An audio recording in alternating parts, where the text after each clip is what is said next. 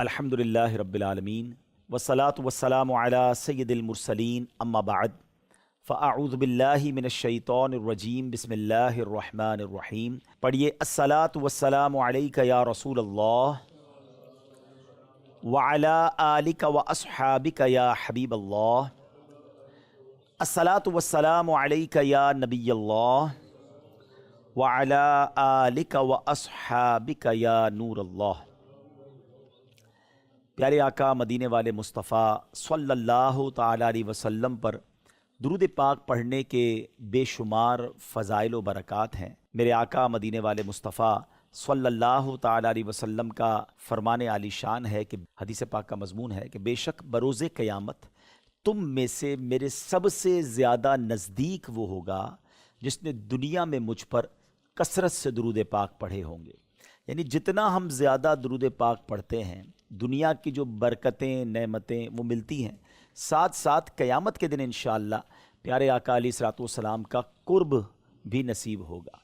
और दुरूद पाक के अगर बहुत सारे फ़ज़ाइल को मैं कंपाइल करके एक छोटा सा यूँ समझिए कि उसका इत्र या गुलदस्ता पेश करूँ, तो अगर मैं आपसे ये सवाल करूँ कि आप ये गौर कीजिए, कभी अकेले में बैठ के गौर कीजिएगा कि बीइंग अ मुस्लिम, एक मुसलमान होने की हैसियत से आपकी ज़िंदगी में क्या डिज़ायर्स हैं, क्या तमन्नाएं हैं, और आप मरते वक्त क्या चाहते हैं, और फिर कब्र में क्या ख्वाहिश है, और क़यामत के दिन आप क्या चाहते हैं। कभी उसको ऑन पेपर करें कि यार मैं ज़िंदगी में क्या ऐसी चीज़ें हैं जो मुझे मिल जाएं, मौत कैसी मिले, कब्र में मेरे साथ क्या मामला हो, और महशर के दिन मैं कैसे सरवाइव करूँ। इन तमाम चीज़ों को जहन में रखिए। और अब मैं आपको बहुत सारी हदीसों का एक यूँ समझिए खुलासा पेश करता हूँ। अगर आप दुनिया में चाहते हैं कि अगर आपकी रोज़ी में बरकत हो तो दुरूद पाक पढ़िए। आप चाहते हैं आपकी सेहत बेहतर हो जाए, आप दुरूद पाक पढ़िए। आप चाहते हैं आप परेशानियों से बचे रहें, आप दुरूद पाक पढ़िए। आप चाहते हैं आपकी इज़्ज़तें बढ़ जाएं, आप दुरूद पाक पढ़िए। आप चाहते हैं कि ज़िल्लत और रुसवाई से बचे रहें, आप दुरूद पाक पढ़िए। आप चाहते हैं कि मरते वक्त कलमा पाक नसीब हो, नबी पाक की ज़ियारत नसीब हो, आप दुरूद पाक पढ़िए। आप चाहते हैं आपकी कब्र रोशन हो जाए, आप दुरूद पाक पढ़िए। आप क़यामत के दिन नबी पाक अलैहिस्सलातु वस्सलाम के करीब होना चाहते हैं, आका के लिवाउल हम्द तले उठना चाहते हैं, दुरूद पाक पढ़िए। आका के पीछे पीछे जन्नत में जाना चाहते हैं तो दुरूद पाक पढ़िए। आप मदीने जाना चाहते हैं तो दुरूद पाक पढ़िए। प्यारे आका का दीदार करना चाहते हैं तो भी दुरूद पाक पढ़िए। ये वो तमाम बातें हैं जो माशाल्लाह यहाँ किताबों का मुताला रखते हैं, वो जानते हैं कि तकरीबन हर जुमले के पीछे कोई ना कोई हदीस पाक या रिवायत मौजूद है जिसमें ये सारे रिवॉर्ड्स, ये सारे इनामात नबी पाक ने दुरूद पाक के फ़ज़ाइल में बयान किए हुए हैं। एक वजीफ़ा और what ever I need in my life और इन हेयर आफ्टर, जो कुछ मुझे दुनिया में चाहिए और जो मुझे आखिरत में चाहिए, और क्या चाहिए कि मेरी रोज़ी में बरकत रहे, मैं बीमारियों से बचा रहूं, मैं परेशानियों से बचा रहूं, अल्लाह की रहमत का मुझ पर साया रहे, और ईमान वाली मौत मिले, आका के साथ जन्नत में दाखिला मिले, बार बार मदीने जाता रहूं, और काश नबी पाक का दीदार मिल जाए। मुसलमान को इसके अलावा और क्या चाहिए? और वो तमाम चीज़ें कवर अप करता है सिंगल वजीफ़ा, बेहतरीन वजीफ़ा।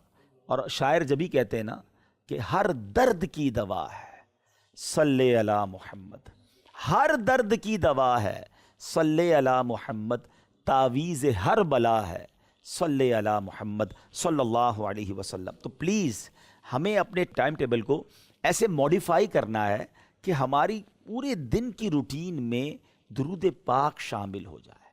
हमारे पास बहुत सारी चीज़ों के लिए टाइम होता है, मगर दिन गुजर जाता है पूरा, हमारे पास दुरूद टाइम नहीं होता, तिलावत टाइम हम नहीं निकाल पाते। बाज़ औक़ात बदनसीब कुछ ऐसे होते हैं जो नमाज के लिए भी वक्त नहीं निकालते। तो ऐसा ना कर, ज़िक्र दुरूद हमारी ज़िंदगी का लाजमी हिस्सा होना चाहिए। यानी कारोबार करने वाले लोग यहाँ मौजूद हैं, मेरे हिसाब से सबसे आसान नेकी अगर कोई कमाने का तरीका है ना, सबसे आसान नेकी, तो वो हम विदाउट एनी बिग एफर्ट हम अपनी ज़बान के ज़रिए कमा सकते हैं।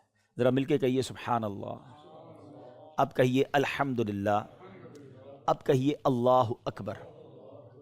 विद इन फ्यू सेकेंड्स, मेरा ख्याल 30 सेकेंड्स भी नहीं लगे, हमने ये तीनों जुमले कह दिए। बैठे भी हैं, ना हमने कोई हाथ उठाया, ना कोई हमने एफर्ट की, लेकिन आपको अंदाज़ा है आपने क्या कमा लिया। میرے نبی کے سچے وعدے ہیں صلی اللہ تعالیٰ علیہ وسلم کہ جو ایک بار سبحان اللہ کہے اس کے لیے جنت میں درخت لگا دیا جاتا ہے، ایک بار الحمدللہ کہے جنت میں درخت لگ جاتا ہے، ایک بار اللہ اکبر کہے جنت میں درخت لگ جاتا ہے۔ ہم سارے مل کر اپنی ساری ویلتھ ملا لینا، is there have anybody power to buy a tree in heaven? ہم میں سے کوئی ہے جس کے پاس یہ طاقت ہے کہ جنت میں درخت خرید سکتا ہو؟ ہے وہاں تو پہلے انٹری ہوگی، اس کے بعد پتہ چلے گا کہ جا بھی سکتے ہیں کہ نہیں۔ مگر ادھر ہی بیٹھے بیٹھے بغیر کسی کوشش کے، بغیر کسی، یعنی اس کا اگر سینس سے سوچے نا، اس کا مطلب یہ ہوا کہ میرے رب کی رحمت یہ چاہتی ہے کہ ہم جنت کے خزانے لوٹیں، ہم اللہ کی رحمتیں لوٹتے رہیں اور بڑی آسانی سے لوٹتے رہیں۔ لیکن پرابلم یہ ہے کہ ہم اس کے لیے بھی ٹائم نہیں نکالتے۔ بالکل اسی طرح درود پاک، اگر آپ درود پاک کے فضائل پڑھیں نا اور انسان واقعی ایک بار بیٹھ کے ریئلائز کر لے کیا چیز ہے درود پاک، تو وہ شاید گفتگو کرنا کم کر دے اور اللہ اور اس کے رسول کے ذکر میں زندگی گزارنا شروع کر دے۔ لیکن گھنٹوں ہمارا موبائل فون ہم سے لے جاتا ہے، سوشل میڈیا کی ایکٹیویٹیز، ہم فارغ بیٹھے ہوتے ہیں، فضول بیٹھے ہوتے ہیں بس، لیکن درود نہیں پڑھتے، ذکر نہیں کرتے۔ ہمارے اسلاف جو تھے نا، ہمارے بزرگان دین، وہ اتنا ذکر و درود کرتے تھے، اتنا اللہ کا نام لیتے تھے۔ ایک بار حضرت جنید بغدادی رحمۃ اللہ تعالی علیہ کے بارے میں آتا ہے کہ آپ ایک باربر شاپ پہ گئے مونچھیں کٹوانے، خط بنوانے، بال بنانے، تو اس نے بال بناتے بناتے جب آپ کی مونچھوں کے پاس پہنچا نا، کہتا حضور تھوڑی دیر کے لیے خاموش ہو جائیں کہ مجھے اب آپ کی مونچھیں تراشنی ہیں۔ آپ کے ہونٹ ہل رہے تھے، آپ اللہ کا ذکر کر رہے تھے، یعنی ایچ اینڈ ایوری ٹائم وہ ذکر کرتے تھے، اس وقت تھوڑی دیر کے لیے خاموش ہو جائیں، کٹ لگ سکتا ہے، آپ کے ہونٹ کو زخمی نہ ہو جائیں۔ آپ فرماتے ہیں میرے ہونٹ کٹتے ہیں تو کٹ جائے، میں اللہ کا ذکر نہیں چھوڑ سکتا۔ اچھا، ایک بزرگ کے بارے میں آتا ہے، آپ جدھر سے گزرتے تھے نا اللہ کا ذکر کرتے ہوئے گزرتے تھے، تو ایک بار آپ ایک اسٹریٹ سے، ایک روڈ سے گزرے، دوبارہ واپس آئے، دوبارہ گزرے، تو کسی نے کہا آپ ابھی تو گزر کے گئے تھے پھر دوبارہ کیوں آئے؟ فرمایا میری خواہش یہ ہے کہ میں جہاں سے بھی گزروں نا اس جگہ کو، اس مقام کو اللہ کے ذکر کا گواہ کر لوں۔ میں اس گلی سے گزرا، ذکر کرنا بھول گیا تھا، میں اس لیے واپس آیا ہوں کہ یہ زمین کا حصہ بھی میری نیکیوں کا گواہ ہو جائے، میرے ذکر کا گواہ ہو جائے۔ اچھا، اس کو اب تھوڑا سا کاروباری وے میں سمجھتے ہیں۔ کاروبار میں جس طرح ہوتا ہے نا کہ یار جہاں پیسے زیادہ، جہاں ارننگ زیادہ، جس آئٹم میں نفع زیادہ، ہم اس میں کرتے ہیں۔ شرن جائز ہے، ظاہر کاروبار کرنے بیٹھے تو اپنی ارننگ کا تو سوچیں گے نا۔ تو اگر میں ایک چوٹ کرنے کے لیے، اگر یہ 1 مہینے کے لیے اناؤنسمنٹ کر دیا جائے کہ جو ایک بار درود پاک پڑھے گا اس کو 1000 روپے ملیں گے، بتائیں پھر کیا ہوگا؟ ایک بار سبحان اللہ پڑھے اس کو 1000 روپے ملیں گے، بندہ کہ پھر کام کاج پہ جانے کی ضرورت کیا ہے، تسبیح لو بیٹھ جاؤ، ایک دن میں لاکھوں کروڑوں روپے کما لیں گے۔ ذرا سوچیں، دنیا کی نعمت کا کوئی کمپیریزن ہی نہیں ہے ان نعمتوں اور ان برکتوں اور ان انعامات کے سامنے جو اخروی انعامات ہیں۔ تو ہمیں شیطان بعض اوقات ڈی ٹریک کر دیتا ہے، ہم بھول جاتے ہیں ہم نے اپنے لائف میں اللہ۔ اچھا، پھر اس کی جو بینیفٹس ہیئر آفٹر کی صرف نہیں ہے، یو فیل فریش۔ اگر آپ کی زبان ذکر و درود کرتی ہے نا، آپ کا ٹینشن ریلیز ہوتا ہے، آپ اپنی بیماریوں کو دور کر رہے ہوتے ہیں، کیونکہ ایک اور حدیث پاک ہے، جو بندہ ایک بار درود پاک پڑھتا ہے اس پر 10 رحمتیں نازل ہوتی ہیں، اب 10 گناہ معاف ہو جاتے ہیں، 10 درجے بلند ہو جاتے ہیں۔ اتنا کلیمٹیز کا ٹائم ہے، پرابلم کا ٹائم ہے، وائرسز چل رہے ہیں، اب جو بندہ صبح سے شام درود پاک پڑھ رہا ہے اس پر رحمت برس رہی ہے، تو کون سا وائرس، کون سی بیماری، کون سا پرابلم اس کے پاس آئے گا؟ یعنی ہمیں اپنی پروٹیکشن کے لیے کتنے وظائف نبی پاک نے خود عطا فرمائے، مگر nobody have time to recite those جو سپلیکیشنز ہیں، جو دعائیں ہیں، جو اذکار ہیں۔ اچھا، اب اسی چیز کو، ان دعاؤں کو، ان اذکار کو، ان وظائف کو سامنے رکھیں اور پھر نبی پاک کی زندگی کو دیکھیں صلی اللہ تعالیٰ علیہ وسلم۔ میرے آقا تو خود رحمت کا دریا ہیں، مگر آپ خود کتنا ذکر کیا کرتے۔ اچھا، اب آپ تھوڑا بہت جو مذہبی ماحول سے ان ٹچ رہے ہوں گے، بچپن میں ہمیں دعائیں سکھائی گئیں، کھانا کھانے سے پہلے کی دعا، مدرسے میں گئے ہوں گے آپ بھی، کھانا کھانے کے بعد کی دعا، سونے سے پہلے کی دعا، سونے کے بعد کی دعا، پانی پینے کی دعا، تو واش روم میں جانے کی، باہر نکلنے کی۔ یہ کیا ہے؟ اس کا مطلب یہ ہوا کہ نبی پاک نے ایچ اینڈ ایوری سٹیپ دعا کی ہے۔ پانی پیا تو دعا کی، پانی پیتے ہوئے دعا کی، پانی کے بعد دعا کی، کھانا کھایا تو دعا کی، گھر سے باہر گئے تو دعا کی، گھر میں اندر آئے تو دعا کی، آرام کرنے گئے تو دعا کی، نیند سے بیدار ہوئے تو دعا کی۔ It means each and every step میرے آقا علیہ الصلوۃ والسلام ذکر اللہ کیا۔ بارش ہوتی تو دعا فرماتے، بادل گرجتے تو دعا فرماتے۔ ہمارا پورا دن گزر جاتا ہے ہم دعا نہیں کرتے، پورا دن گزر جاتا ہے ہم اللہ کو یاد نہیں کرتے۔ یہ نبی پاک کی تعلیمات ہیں، یہ پروٹیکشنز ہیں ہماری، اور very easy to earn good deeds, کوئی بڑی ایفرٹ ہی نہیں ہے۔ اور پھر اسی طرح ہم ایک اور بہت بڑی چیز مس کر رہے ہیں، اور وہ ہے قرآن پاک۔ قرآن پاک سے جو ہمارا اٹیچمنٹ ہونا چاہیے تھا، ہم ڈیٹیچ ہو گئے، دور ہو گئے ہیں قرآن پاک سے. ہم بہت زیادہ، آپ دیکھیں آج لوگ اگر پڑھتے بھی ہیں قرآن تو رمضان میں پڑھتے ہیں، اچھا 1 سال بعد پھر اسے کھولتے ہیں. اچھا جو پڑھتے بھی ہیں وہ کتنا صحیح پڑھتے ہیں؟ اچھا انڈرسٹینڈ لیول کیا ہے قرآن کا؟ حالانکہ قرآن کلام اللہ ہے.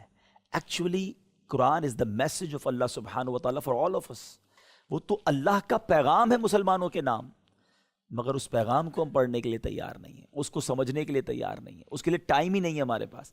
شیر خدا مولا علی کرم اللہ تعالیٰ وجہ الکریم سے قرآن کی اہمیت سمجھیں. مولا علی فرماتے ہیں کہ جب میرا جی چاہتا ہے نا اللہ مجھ سے بات کرے، try to feel the words, یہ ذرا الفاظ کی چاشنی لینے کی کوشش کرو.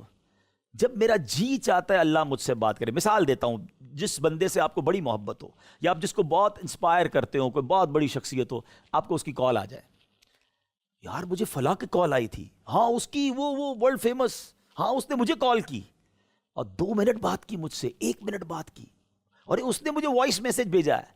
جس کو آپ بہت زیادہ لائک کرتے ہو، بہت دل میں رسپیکٹ ہو، اس کی کال آ جائے یا وہ آپ سے بات کر لے، یو فیل آنر. مولا علی کا جملہ سنو، کہتے جب میرا جی چاہتا ہے اللہ مجھ سے بات کرے میں قرآن پڑھنے لگ جاتا ہوں. قرآن کیا ہے؟ کس کا کلام ہے؟ کلام Allah. He speak directly with you. Allah کلام کر رہا ہے جب آپ قرآن پڑھ رہے ہوتے ہیں. اور مولا علی فرماتے ہیں جب میرا جی چاہتا ہے میں اللہ سے بات کروں میں دعا کرنے لگ جاتا ہوں. دعا کیا ہے؟ کس سے بات ہے؟ اللہ سے آپ بات کر رہے ہیں without any appointment, without any secretary. جتنی بات کرنی ہے، no time limit, whatever you want to talk with your Allah. جو بات کرنی ہے کرو نا، کوئی پوچھنے والا نہیں ہے، کوئی بیچ میں نہیں آئے گا. آپ ہیں اور رب ہے، آپ کا مالک ہے، آپ کا خالق ہے. دل کی بات کریں اس سے جو کرنی ہے. ہمارا پرابلم ہی یہی ہے، نہ ہم اللہ کی بات سن رہے ہیں نہ اپنی بات اللہ سے کر رہے ہیں، نہ ہم قرآن پڑھ رہے ہیں نہ دعا کر رہے ہیں، اور کہتے مسئلے حل نہیں ہو رہے، کہتے سکون نہیں ہے، کہتے پرابلم سالو نہیں ہو رہی ہے، ٹینشن بہت ہے. مجھے بتاؤ نا حل المشکلات کون ہے؟ اللہ ہی ہے نا. ساری مشکلیں حل کرنے والا وہی، رزق دینے والا وہی، رحمت برسانے والا وہی. اسی سے دور ہو گئے اور پھر کہتے ہیں کہ مسئلے حل نہیں ہو رہے. حالانکہ نہ اللہ کا کلام سننے میں کوئی پرابلم، کسی سے ٹائم لینا یا کوئی پیسے خرچ کرنے ہیں، نہ اللہ سے بات کرنے میں کوئی پرابلم. دونوں چیزیں ہمارے ہاتھ میں فری آف چارج ہے. ہمارے پاس ہی ٹائم نہیں ہے اللہ سے بات کرنے کے لیے، ہمارے پاس ہی ٹائم نہیں ہے رب کا کلام سننے کے لیے. آپ بلیو کریں جس دن آپ قرآن کے دوست بن گئے نا، قرآن دوستی نبھاتا ہے. قرآن کا جب نور دل میں آ گیا نا، یو لو اٹ. آپ کی لائف ہی چینج ہو جانی ہے، کیونکہ جب آپ قرآن سے انڈرسٹینڈنگ لے رہے ہوتے ہیں. حدیث پاک کو سنیے، میرے آقا علیہ الصلوۃ والسلام فرماتے ہیں وہ دل ویران ہے جس میں کچھ قرآن نہیں ہے. اب چیک یور ہارٹس، ہمارے دل میں کتنا قرآن ہے، ہم کتنا قرآن پڑھتے ہیں، دل میں کتنا قرآن سیف رکھا ہے. اچھا پھر اس میسج کو سمجھو. اللہ کا پیغام ہے قرآن، ٹھیک ہے، ویسے تو سارا ہی قرآن ہمیں پڑھنا چاہیے، لیکن اپروکس 89 ٹائمز قرآن میں اللہ نے ڈائریکٹلی مجھ سے اور آپ سے بات کی ہے. یا ایھا الذین آمنو کہہ کر، اے ایمان والو، اے ایمان والو کہہ کر 89 کے قریب یہ آیتیں ہیں. ایمان والے کون ہیں؟ ہم ہیں نا. ہمارا دعویٰ ہے الحمدللہ اللہ ہمیں ایمان والی زندگی دے اور ایمان والی موت عطا فرمائے. جب ہم ایمان والے ہیں اور اللہ نے مجھے کہا ہے اے ایمان والو، کیا ہم نے وہ 89 مقامات پڑھ لیے؟ ہم نے شاید وہ بھی نہیں پڑھے. اور میں آپ سے سوال کرتا ہوں، قیامت کے دن اللہ کی بارگاہ میں جب حاضری ہوگی اور یہ پوچھا گیا کہ بتاؤ قرآن تمہارے لیے تھا، تم نے پڑھا کہ نہیں، ہم یہ جواب دے سکیں گے مولا بہت بیزی لائف تھی، بزنس میں بیزی تھا، فیملی میں بیزی تھا، اس لیے قرآن نہیں پڑھ سکا. آپ کا اور میرا پیغام ہماری فیملی نہ سنے نا، ہمارا ملازم نہ سنے، ہم اپنے آفس اسٹاف کو میسج دے دیں کہ بیٹا صبح یہ کام کر لینا، دیکھو بہت ضروری ہے، اور کل ہم اس سے ملے تو کہ صاحب ٹائم ہی نہیں ملا آپ کا پیغام سننے کو، تو شاید کل ہی نوکری سے فارغ ہو جائے گا. اتنا امپورٹنٹ پیغام تمہیں مس کیسے کر دیا؟ تمہیں تو صبح اٹھتے ہی پہلے میرا پیغام سننا چاہیے. تمہیں نوکری پہ کس لیے رکھا ہے؟ آپ کا مینیجر، آپ کا سیکرٹری، آپ کا جو بھی نیکسٹ ہوتا ہے، بندہ اس کو کام دے کے سکون میں آ جاتا ہے کہ میں نے اس کو میسیجز دے دیے ہیں، اب اس کا کام ہے سننا. You have to listen.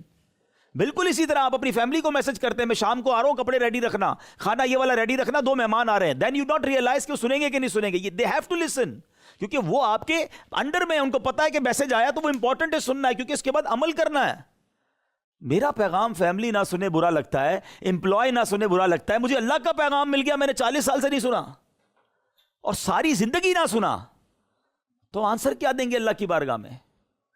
Please میرے پیارے اسلام بھائیو، یہ قرآن سے دوری یہ بربادی ہے. اور ایٹ لیسٹ وہ 89 آیات تو پڑھنی چاہیے تھی نا، کہ اے ایمان والو کہہ کر اللہ نے مجھ سے اور آپ سے بات کی ہے. اور پھر قرآن، سبحان اللہ، جب آپ انڈرسٹینڈ کرنے لگ جائیں گے نا تو قرآن سے اٹیچمنٹ ہو جاتی ہے. میں آج آپ کو صرف 2 صورتیں قرآن کی سناؤں گا، شارٹ اینڈ سویٹ. میں مشورہ دوں گا، ویسے تو پورا قرآن پڑھیں، ترجمے سے پڑھیں، تفسیر سے پڑھیں. اگر سٹارٹ کرنا ہے نا تو 30 پارے کو پہلے پڑھیں. جو آخری پارے میں اللہ کریم نے یوں نہیں سمجھے کہ جھنجھوڑا ہے ہمیں، اور کس طرح قرآن سمجھاتا ہے ہمیں اس دنیا کی حقیقت، آخرت میں کیا ہونا ہے ہمارے ساتھ. 2 قرآن پاک کی صورتیں، ویری شارٹ، اور اس کا میسج سنیے گا تاکہ ہمیں اندازہ ہو. پہلی قرآن پاک کی جو ہم صورت کی تلاوت سنیں گے، اللہ کریم اس میں فرماتا ہے، اور یہ ہے قیامت کے بارے میں. اللہ اکبر. اور اس میں کیا ہمارے لیے میسج ہے، جب ہم سنتے ہیں تو پھر پتہ چلتا ہے کہ رب کریم ہم سے کیا ارشاد فرما رہا ہے. قرآن پاک کی ایک صورت ہے، اس کے بارے میں نبی پاک علیہ الصلوۃ والسلام نے بھی ہمیں گویا انکریج کیا. اللہ کے حبیب علیہ الصلوۃ والسلام فرماتے ہیں، تم میں سے کوئی طاقت رکھتا ہے کہ روزانہ 1000 آیتوں کی تلاوت کرے؟ صحابہ کرام نے عرض کی کہ حضور اس کی طاقت کون رکھتا ہے کہ ڈیلی 1000 آیتیں پڑھے؟ نبی پاک علیہ الصلوۃ والسلام نے فرمایا، کیا تم روزانہ الہاکم التکاثر پڑھنے کی طاقت نہیں رکھتے؟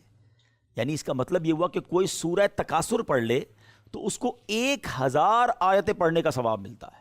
یعنی صرف تلاوت کا ہی اتنا ثواب ہے. انڈرسٹینڈنگ کی بات تو اور ہے، اتنی میرا خیال ہے شاید 1.5 منٹ نہیں لگے گی سورہ تکاثر پڑھنے میں، 1000 آیتوں کا ثواب.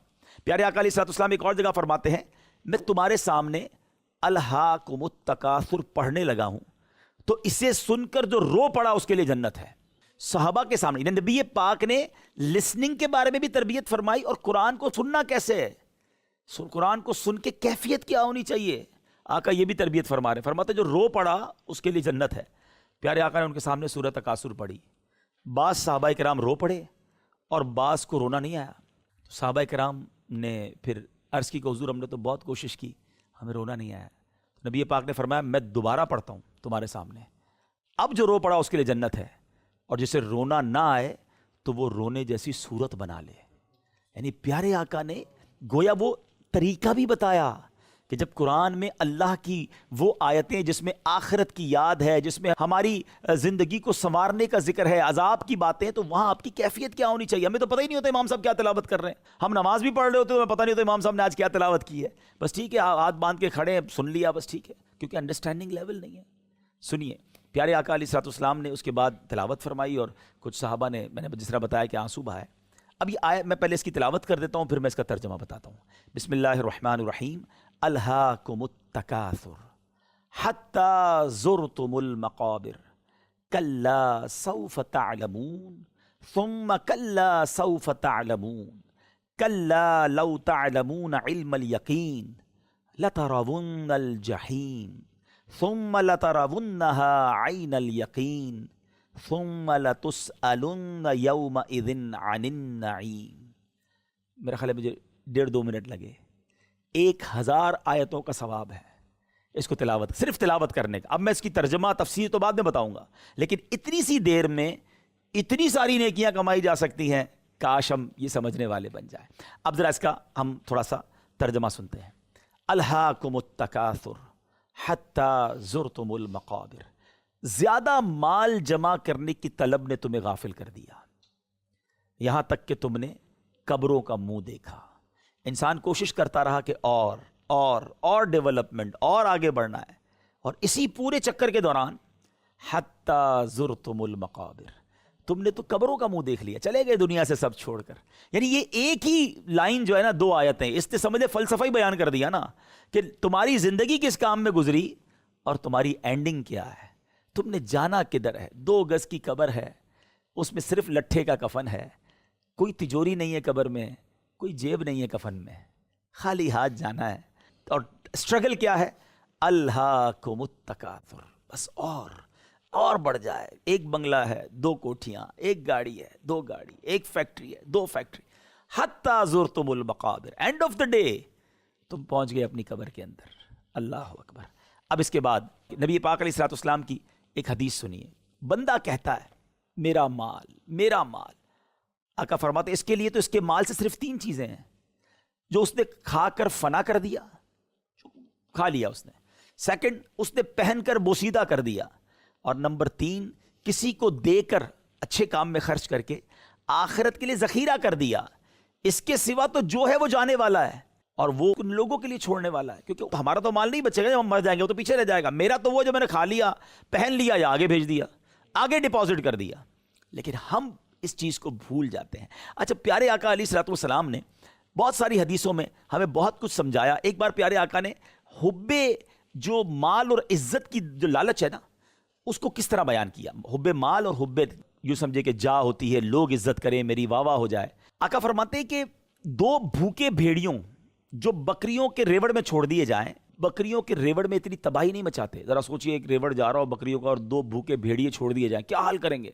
فرمایا وہ اتنی تباہی نہیں مچاتے جتنا مال اور عزت کی لالچ انسان کے دین کو خراب کر دیتی ہے، چیڑ پھاڑ کے رکھ دیتی ہے۔ میرے نام ہو، میری واہ واہ ہو۔ ایک تو 2 ہی تو کریز ہیں لوگوں کو، پیسے بڑھ جائیں یا پھر نام ہو جائے، فیم۔ آج کل تو اس فیم کے چکر میں جو سوشل میڈیا پہ تماشا لگا ہوا ہے، اور لائکس بڑھ جائیں اور ویوز بڑھ جائیں، اس میں جو کرنا ہے بندہ کرنے کے لیے تیار ہو گیا۔ یہ نہیں سوچ رہا کہ تھوڑے لائکس تو بڑھ رہے ہیں، کہیں اللہ کی بارگاہ میں ان لائک تو نہیں ہو رہا ہوں۔ اور یہ وہ جو ویڈیوز اور جو فیم کے چکر میں کام ہو رہا ہے، وہ تو اتنا خراب ہے کہ وہ باقی رہنے والا ہے۔ ہم دنیا سے چلے جائیں گے، وہ ویڈیوز، وہ تمام چیزیں باقی رہیں گی۔ اگر غلط چیزیں چھوڑ کے چلا گیا تو جب تک وہ دیکھی جاتی رہیں گی، قبر میں مار پڑے گی۔ اللہ کرے ہمارے نوجوانوں کو عقل آئے کہ یہ چند ویوز اور چند لائک کے لیے جو تماشا لگایا ہوا ہے، یہ مارے جائیں گے۔ یہ کیسے اللہ کی بارگاہ میں جواب دیں گے؟ اگر کرنا ہی ہے سوشل میڈیا پر یا ویڈیوز کے ذریعے، تو کوئی ایسی نیکی چھوڑ کے جائیں نا، کوئی ایسا پیغام دے کے جائیں جو لوگوں کے لیے ہمارے مرنے کے بعد بھی فائدہ دے اور ہمیں اس کا ثواب ملے، نہ کہ گناہ جاریہ۔ لیکن وہی بکریوں کا وہ حال نہیں کرتے، بھوکے بیڑیے، جو انسان کے ایمان کا یہ عزت کی لالچ کر دیتی ہے۔ اچھا، ایک اور جو نا انسان زندگی گزارتا ہے کہ نام ہو جائے نا، ٹیگ لگ جائے نام کے ساتھ، کوئی نہ کوئی چیئرمین، کوئی وزیر، تو کوئی ایم این اے، تو کوئی M P A, whatever, کسی طرح کی کوئی میرے نام کے ساتھ ٹیگ لگنا چاہیے کہ میں جناب یہ ہوں۔ میں اپنا تعارف تو کراؤں، صرف نام کیسے بتاؤں؟ کسی جگہ کا بڑا ہو جاؤں، چلو جناب کسی اسمبلی میں نہیں پہنچ سکا تو کم از کم اپنے محلے کا ہی بڑا ہو جاؤں۔ لوگوں کو کریز ہوتا ہے۔ لیکن یہ تمام ٹیگز جتنے بھی ہیں، ریٹائرڈ ہو جائیں یا جو بھی ساتھ لگا دیں، ایک تھوڑی دیر کے لیے میں کسی اور کی اگزامپل نہیں دیتا، میں اپنی اگزامپل دے دیتا ہوں تاکہ کسی کو برا نہ لگے۔ میرا نام عبدالحبیب اتاری ہے، دنیا میں کچھ لوگ مجھے بھی جانتے ہیں، لیکن جس دن میرا انتقال ہوگا نا، جس دن میری سانسیں بند ہو جائیں گی، اس دن میرے اپنے ہی دوست، میرے ہی چاہنے والے جو میرے نام کے ساتھ آگے پیچھے بہت کچھ لگاتے ہیں، وہ پتہ کیا کہیں گے؟ میت کدھر ہے؟ ارے میرا نام تو عبدالحبیب اتاری تھا، میرے نام کے ساتھ کچھ عہدہ بھی آپ لگاتے تھے، میرے بعد بھی نام کے آگے کچھ بولتے تھے، وہ کدھر گیا سب؟ آپ تو کہہ رہے ہیں میت کدھر ہے؟ جنازہ کتنے بجے ہے؟ میت کو غسل کب دیا جائے گا؟ ختم۔ ادھر میری سانسیں بند، ادھر میرا نام ہی چلا گیا۔ جس نام کو بنانے کے لیے کارڈ میں چھپواتا تھا، ٹیگز لگواتا تھا، تختیاں لگاتا تھا، ٹیبل پہ رکھتا تھا، تصویریں لگاتا تھا، ادھر میری سانسیں بند ہوئی۔ کوئی تو بتاؤ کہ میں کون تھا، میرا عہدہ کیا تھا؟ میت کب آئے گی؟ جنازہ کب ہوگا؟ اللہ اکبر۔ سوچو، جس نام کے چکر میں ساری زندگی گزاری، سانس بند ہوتے ہی وہ نام ختم ہو جائے گا۔ اور یہی میرے آقا فرما رہے ہیں، عزت کی جو لالچ ہے وہ برباد کر دیتی ہے دین کو۔ ہم بھول بیٹھے ہیں کہ ہم سب نے مرنا ہے۔ اور بالکل اسی طرح مال کی لالچ قرآن جھنجھوڑ رہا ہے۔ اور پیارے آقا علیہ الصلوۃ والسلام کی جو ایگزامپلز ہوتی ہیں نا، میں آپ کو ایک اور، سبحان اللہ، نبی پاک علیہ الصلوۃ والسلام نے بہت خوبصورت واقعہ بیان کر کے اپنے صحابہ کو سمجھایا۔ مال، اولاد اور اعمال، 3 چیزیں تو ہے نا ہماری زندگی میں، یا تو ہمارے کام ہے، یا ہماری اولاد ہے، یا ہمارا مال ہے۔ انسان ان 3 چیزوں کے گرد ہی گھوم رہا ہوتا ہے۔ نبی پاک نے ان تینوں چیزوں کو کتنا خوبصورت ایکسپلین کیا۔ پیارے آقا علیہ الصلوۃ والسلام فرماتے ہیں کہ تم جانتے ہو کہ تمہارے اہل و عیال اور تمہارے مال اور اعمال کی مثال کیسی ہے؟ صحابہ کرام نے عرض کی کہ اللہ اور اس کا رسول بہتر جانتے ہیں۔ حدیث پاک کا خلاصہ ہے، تو ارشاد فرمایا، تمہارے اہل و عیال، مال اور اعمال کی مثال اس شخص کی طرح ہے کہ جس کے 3 بھائی ہوں۔ اب ذرا تھوڑا سا انڈرسٹینڈ کیجئے گا، ایک بندے کا انتقال ہونے والا ہے اور اس کے 3 بھائی ہیں۔ اس نے ایک بھائی کو بلایا اور کہا کہ میرا آخری وقت ہے، اب بتاؤ تم میرے لیے کیا کر سکتے ہو؟ تو ایک بھائی کہتا ہے کہ میں تو فی الحال تمہاری تیمارداری کروں گا، تمہاری علاج معالجے میں تمہاری حاجتیں پوری کروں گا، اور جب تمہارا انتقال ہو جائے گا تو غسل کفن دے کر تمہیں کفن پہناؤں گا، اور ساتھ جا کر تمہارا جنازہ اٹھاؤں گا، کبھی کندھا دوں گا، کبھی اور شخص کندھا دیں گے، تو اس کے بعد میں قبر میں چھوڑ کے آ جاؤں گا۔ تو نبی پاک نے فرمایا بتاؤ یہ بھائی کیسا ہے؟ تو پیارے آقا علیہ الصلوۃ والسلام نے انہوں نے کہا کہ حضور اس میں تو کوئی بھلائی نہیں ہے، قبر میں چھوڑ کے آ جائے گا۔ فرمایا یہ تمہارے اہل و عیال ہیں، کچھ خیال رکھیں گے، جنازہ پڑھیں گے، کاندھا دیں گے، قبر میں چھوڑ کے آ جائیں گے۔ پھر نبی پاک علیہ الصلوۃ والسلام نے فرمایا کہ دوسرا بھائی، اس سے وہ پوچھے گا تم میرے لیے کیا کرو گے؟ تو کہے گا آپ جب تک زندہ ہے میں آپ کے ساتھ ہوں، مرنے کے بعد میں رخصت ہو جاؤں گا۔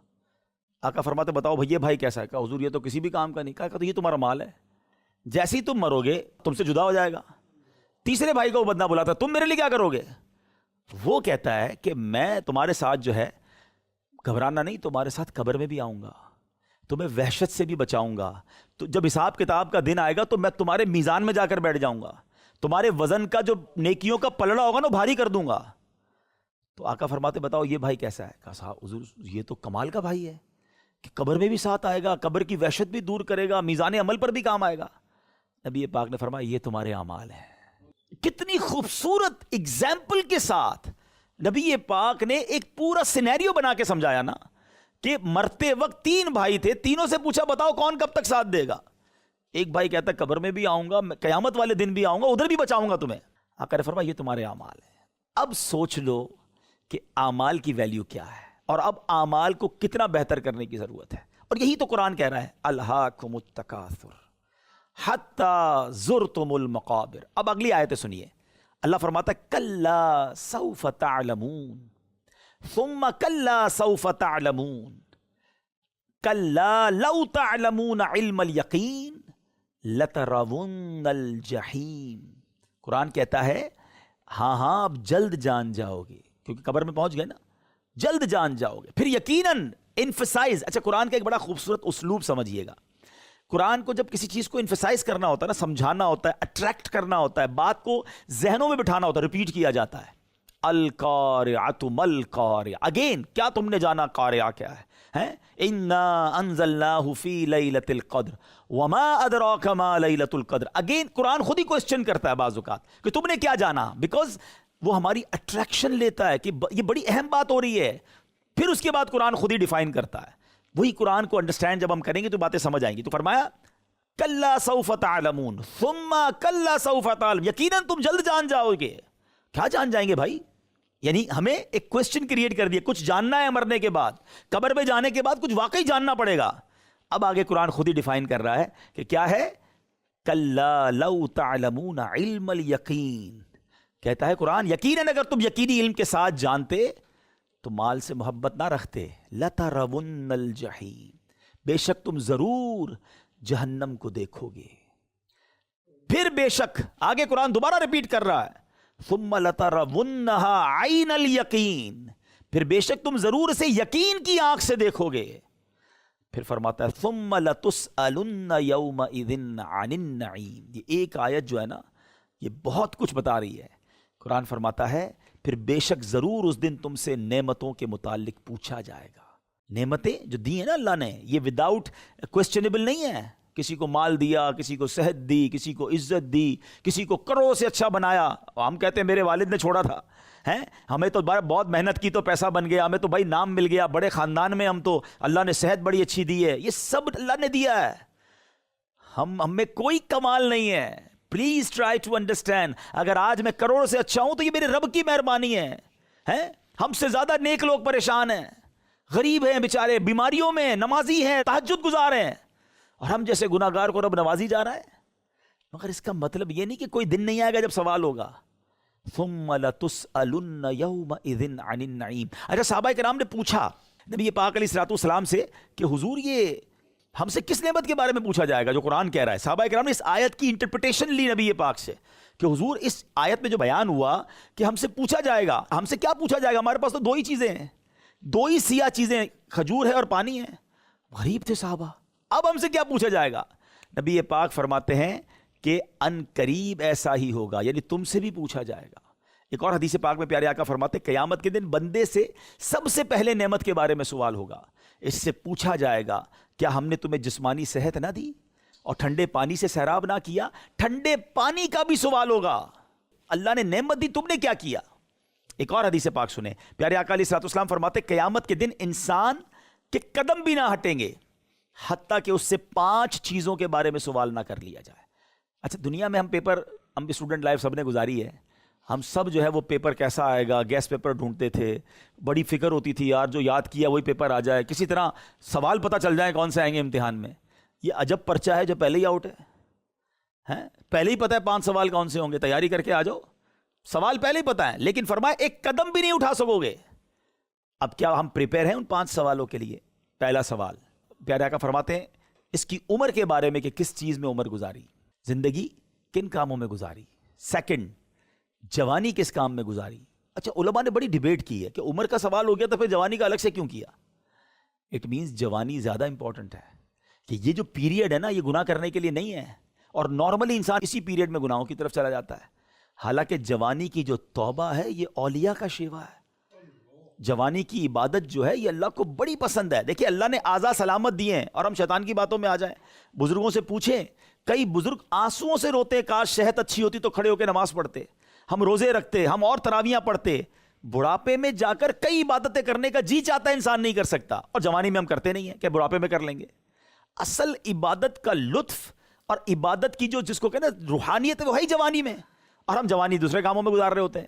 سوال ہوگا قیامت کے دن کہ جوانی کیسے گزاری، تیسرا کہاں سے کمایا، چوتھا کہاں خرچ کیا، پانچواں سوال ہوگا کہاں سے علم حاصل کیا اور اس پر کتنا عمل کیا۔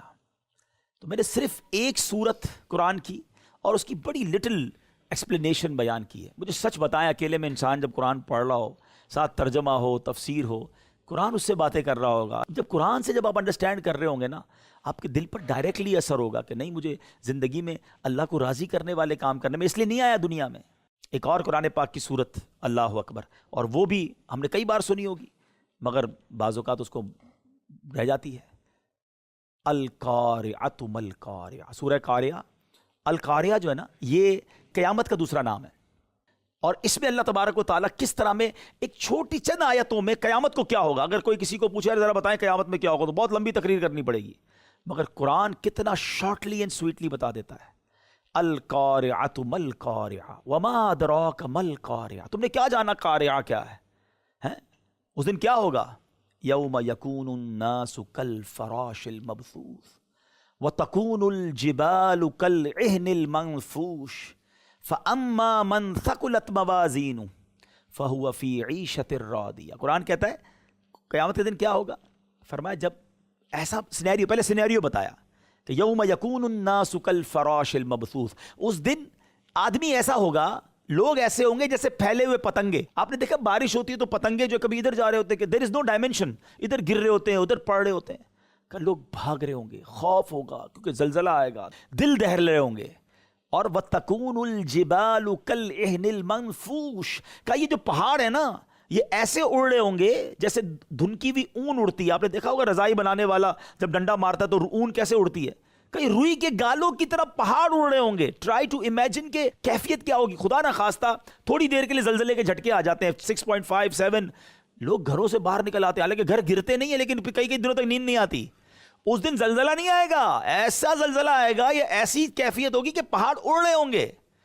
میں کہتا ہوں یہی بہت تھا ڈرانے کے لیے اور گھبرانے کے لیے ہے، مگر اس سینیریو میں قرآن کہتا حساب ہوگا، یعنی اس کیفیت میں کوسچنز ہوں گے، اعمال تولے جائیں گے، بندہ اس وقت کیسے جواب دے گا؟ اور اس میں کیا ہوگا؟ فَأَمَّا مَنْ ثَقُلَتْ مَوَازِينُهُ، جس کی نیکیوں کا پلڑا بھاری ہو گیا، فَهُوَ فِي عِيشَةٍ رَاضِيَةٍ، وہ بڑے چین میں ہوگا، من مانتے چین میں ہوگا۔ اور آگے فرمایا وَأَمَّا مَنْ خَفَّتْ مَوَازِينُهُ، کسی کا نیکیوں کا پلڑا کم ہو گیا، فَأُمُّهُ هَاوِيَةٌ، وہ ہاویہ میں ہوگا۔ پھر قرآن ہمیں پھر انفسائز سمجھ آ جائے ہاویہ کیا، وَمَا أَدْرَاكَ مَا هِيَ، تم نے کیا جانا وہ کیا ہے، اس کا کوسچن پھر آنسر۔ اسی میں کہہ رہا ہوں قرآن پڑھو، اسے انڈرسٹینڈ کرو۔ نارٌ حامیہ، وہ شعلے مارتی ہوئی آگ ہوگی۔ اب مجھے بتائیں کہ آج چھوٹی چھوٹی جو ہم نیکیاں چھوڑ دیتے ہیں نا کہ یار نفلی ہے نا، سنت غیر موقدہ ہی ہے نا، چلو جماعت چھوٹ گئی نا، کل سے نماز پڑھ لوں گا، کیا پتا قیامت کے دن آپ کو یاد آئے کہ وہ 2 رکعت نفل پڑھ لیتا تو آج پاس ہو جاتا، کیونکہ قرآن کہتا ہے جس کا پلڑا بھاری ہوا فہو فی عیشت راضیہ. خدارا میرے بیان کے شروع میں نے آپ کو درود جو ذکر اللہ میں نے آپ کو یہ باتیں بتائی نا, یہ وہ چھوٹی نیکیاں ہیں جو روز آپ میٹر کاؤنٹ اپنا کر سکتے ہو کہ یار پلس ہوتی رہیں, کہیں ایک دو نیکی کی وجہ سے مارا نہ جاؤں اور میرا اعمال نامہ ڈاؤن نہ ہو جائے. اور اسی طرح جو ہم نے بعض اپنے زوم میں پلاننگ رکھی ہے کہ یار یہ تھوڑا ہی ہے نا, چلتا ہے, چھوٹا ہی گناہ ہے نا, تھوڑا ہی تو جھوٹ بول لیا, کیا پتہ یہی جھوٹ بولنا, یہی حرام دیکھنا, یہی حرام سننا, یہی حرام کھانا, یہ تھوڑے پیسے حرام کے کمانا, یہ غلط دوستوں کی گیدرنگ میں بیٹھنا, یہ پارٹی کرنا, یہ چھوٹا سا ہم جس کو ایک چھوٹی سی بات سمجھ رہے ہیں, یہی قیامت کے دن میرا گناہوں کا پلڑا بھاری کر گیا تو میں کدھر جاؤں گا. پلیز میں بار بار اس لیے اپنے بیان میں کہہ رہا ہوں کہ جس دن آپ نے قرآن سے دوستی کر دی نا, آپ کو قرآن ہی سمجھا رہا ہوگا. اچھا مجھے اور آپ کو پہلے تو ہم یہ سوچنا میں بنایا کیوں گیا ہے, ہم وی آر ہیئر, ہم کس لیے دنیا میں آئے, کیا انجوائے کرنے, مزے کرنے, عیاشیاں کرنے, گناہ کرنے آئے اللہ نے. اچھا اس کا جواب کون دے گا؟ Manufacturer knows better why he create us. جس نے مجھے اور آپ کو بنایا وہ جواب دے گا نا. میں اور آپ تو نہیں بتا سکتے آپ کس لیے آئے, میں کس لیے آیا. اللہ نے بنایا. ہم دیکھتے گاڑی خریدتے ہیں, گاڑی کے اندر ایک مینیو ہوتی ہے, یہ گاڑی کا یہ فنکشن ہے اس لیے گاڑی بنی ہے. موبائل لیتے ہیں اس کے ساتھ ایک چھوٹی بک آتی ہے, واچ لیتے ہیں, ہر کیونکہ جو کمپنی بناتی ہے وہ کمپنی بتاتی ہے کیوں بنایا ہے, اس کے فنکشنز کیا ہیں. اللہ نے مجھے اور آپ کو بنایا, اور قرآن میں اللہ کیا فرما رہا ہے, وَمَا خَلَقْتُ الْجِنَّ وَالْإِنسَ, میں نے نہیں بنایا انسان اور جنات کو مگر الا. یہ بھی قرآن کا بڑا خوبصورت اسٹائل ہے, پہلے منع اور اس کے بعد الا کہہ کر مگر اس لیے بنایا تاکہ اور پتہ چلے کہ اونلی دا ریزن از, اس لیے بنایا انسان اور جنات کو کہ میری عبادت کرے. تو it means we are here to worship ہم, ہم اللہ کی عبادت کے لیے آئے ہیں, اور ہم ادھر آ کے بھول گئے اس کی عبادت.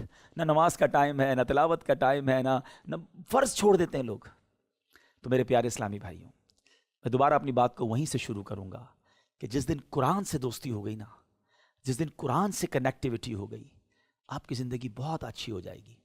اچھا ہو سکتا ہے کیونکہ بہت سارے بھائی وہ ہیں جو پہلی بار اس طرح ہماری بیان میں آئے ہیں, یا مدنی چینل کے ناظرین, کہ یار یہ تو بہت مشکل باتیں کر دی انہوں نے, اور ہم تو بہت مشکل ہے, پھنس جائیں گے, مارے جائیں گے, یا بہت ڈیفیکلٹ ہے اسلام پر عمل کرنا. ایسا نہیں ہے, چونکہ میں نے آپ کو قرآن کی 2 آیتیں 2 صورتیں وہ سنائی ہیں جس میں اللہ کریم نے ہمارے حساب کتاب اور آخرت پر بات کی ہے. تو بعض اوقات یہ ریئلائز ہوتا ہے کہ یار بہت ڈیفیکلٹ ہے, ایسا نہیں ہے. آپ یقین کریں, جو بندہ اللہ کی راہ پر آ جاتا ہے نا, نماز پڑھنا شروع کر دیتا ہے, حلال کام شروع کر دیتا ہے, اس کی لائف وہ بہت آسان کر دیتا ہے. میرا رب صرف رحمان الآخرہ نہیں ہے, وہ رحمان الدنیا بھی ہے. کچھ لوگ کہتے ہیں کہ یار دنیا کو بھی دیکھنا چاہیے اور دین کو بھی دیکھنا چاہیے. یہ ہمارا مسکنسیپشن ہے, دین اور دنیا ایک ہی ہے. یہ کس نے کہہ دیا آپ کو کہ دنیا کی لائف الگ ہے اور دین کی لائف الگ ہے؟ آپ دنیا کی لائف اللہ کی رضا والی گزار لیں, اللہ آپ کی دنیا بھی انجوائبل کر دے گا, اور آخرت بھی اسی کا مالک ہے, وہاں بھی آپ کو وہ نعمت عطا فرمائے گا. ہم سمجھتے ہیں کہ یار اب پہلے دنیا کا مزے کر لو پھر اللہ کو راضی کر لیں گے. اللہ کو راضی کر لو, اللہ تمہاری دنیا بھی اچھی کر دے گا, کاروبار بھی اچھے کر دے گا, صحت بھی اچھے کر دے گا, روزگار بھی اچھے کیونکہ اللہ ہی تو مالک ہے نا دنیا کا. ہم ایک ہی ٹارگٹ رکھیں کہ اللہ راضی ہو جائے, دنیا آخرت سب بہتر ہو جائے گی, انجوائبل ہو جائے گی. دیکھیں زندگی گزارنا دین پر آ کر اتنا مشکل نہیں ہے. میں آپ کو اس طرح ایکسپلین کر دیتا ہوں. ہم جب اس طرح بیان کرتے ہیں نا کہ یار گناہ مت کیا کرو, دین کی طرف آ جاؤ, تو کچھ ینگسٹر کہتے ہیں یار باتیں تو آپ کی سب سمجھ آ رہی ہیں, لیکن جو ہماری دوستیاں ہیں, جو ہماری کمپنیز ہیں, جو ہم فلمیں ڈرامے ہیں, گانے باجے ہیں, جو دوستوں کے ساتھ دوسرے غلط کام ہیں, یہ نہیں کریں گے اور صرف اللہ اللہ ہی کریں گے, نمازیں پڑھیں گے, تو پھر زندگی میں مزہ کب رہے گا؟ زندگی کا تو انجوائمنٹ ہی ختم ہو جائے گا. تو ان کو یہ فیل ہوتا ہے کہ نیکی کی طرف جب ہم آئیں گے نا تو لائف کا انجوائمنٹ ختم ہو جائے گا. تو یار اس لیے بڑا مشکل ہے, وہ ڈیفیکلٹ سمجھتے ہیں. اس کو میں نے پہلے بھی 1-2 بیانات میں ایکسپلین کیا, میں آپ کو ایکسپلین کرتا ہوں. 2 دوست تھے, ایک دوست ویجیٹیرین تھا, اس نے کبھی زندگی میں جو ہے نا گوشت نہیں کھایا تھا, چکن نہیں کھایا تھا, وہ صرف سبزیاں کھاتا, کہتا یار یہی زبردست چیز ہے زندگی میں, اس سے اچھی کوئی چیز ہی کوئی نہیں. ایک دن دوستوں نے پلان کیا کہ اس کو پکڑ کے نا آج ہم سارے دوستوں نے گوشت چکھانا ہے, کھائے تو صحیح کہ یہ کتنی بڑی اللہ کی نعمت ہے. دوستوں نے پکڑا اور اسے کسی طرح راضی کر کے زبردستی اس کو چکن کھلا دیا. اس نے کہا یار آج پتہ چلا کہ یہ بھی اتنا اچھا کھانا ہوتا ہے, میں تو سمجھا سبزی دال ہی زندگی ہے. اس نے کہا رکھو سائڈ پہ بھائی, اب میں یہ کھاؤں گا. خیر سبزی دالیں بھی کھانی چاہیے, میں سمجھانے کے لیے. وہ اب چکن کھایا, اس نے گوشت کھایا, تو اس کو اندر انڈرسٹینڈ ہوا کہ اس سے زیادہ لذیذ بعض اوقات یہ چیزیں ہوتی ہیں. بالکل اسی طرح فلمیں، ڈرامے، گانے، باجے، بے حیائی کے کاموں میں بسنے والا بندہ سمجھتا ہے اسی میں انجوائمنٹ ہے. اس نے ابھی تک تلاوت کا مزہ دیکھا ہی نہیں ہے، اس نے سجدوں کا وہ نور دیکھا ہی نہیں ہے، اس نے نعت رسول میں آنکھیں بہانا اس کی کبھی بہی نہیں ہے، اس کو وہ ریلیکسیشن ملا ہی نہیں ہے. اس کو سمجھتا ہے، اس کو سمجھ جب تک گانے نہ سنوں رات نیند نہیں آتی. وہ سمجھ رہا ہے وہی زندگی ہے. واللہ یقین کریں جو وہاں سے نکلا نا اور جب ادھر آیا تو اس کو پتہ چلا اصل تو سکون ہی ادھر تھا کہ جب مدینے کی یاد میں نے آنسو بہائے، جب اللہ کی یاد میں نے تہجد پڑھی یا میں نے جو تلاوت پڑھی، مجھے تو اس کا وہ ٹیسٹ ہی نہیں ملا جو میں اس گندی محفل میں ملتا تھا. ایکچولی اس لائف میں رہ کر ہمیں لگتا ہے وہی لائف ہے. یقین کریں زندگی کا مزہ ہی اس میں. اور اچھا لاجیکلی بھی سمجھ آتی ہے جب اللہ نے بنایا عبادت کے لیے تو مزہ بھی اسی میں رکھا ہوگا نا. اور یہی بات اللہ نے قرآن میں بھی کہی ہے، الا بذکر اللہ تطمئن القلوب، بے شک اللہ کے ذکر میں دلوں کا چین ہے. دیکھیں آپ کے ہر سوال کا جواب قرآن سے مل رہا ہے. قرآن پڑھتے تو سارے آنسر مل جاتے کہ چین کدھر ہے، اللہ کے ذکر میں ہے. بنایا کس لیے ہے، عبادت کے لیے ہے. اور آخرت میں ایک ایک نیکی کا میں پھنس سکتا ہوں، تو پھر ہم کیوں نہ ادھر آ جائیں جس لیے بنایا گیا تھا. اصل کی طرف لوٹ آنا چاہیے. تو الحمدللہ آج کے ایسے پرفتن دور میں ہمارے پاس دعوت اسلامی ایک ایسا ماحول ہے جو ہمیں آخرت کی یاد دلاتا ہے، ہمیں قرآن سے اٹیچ کرتا ہے.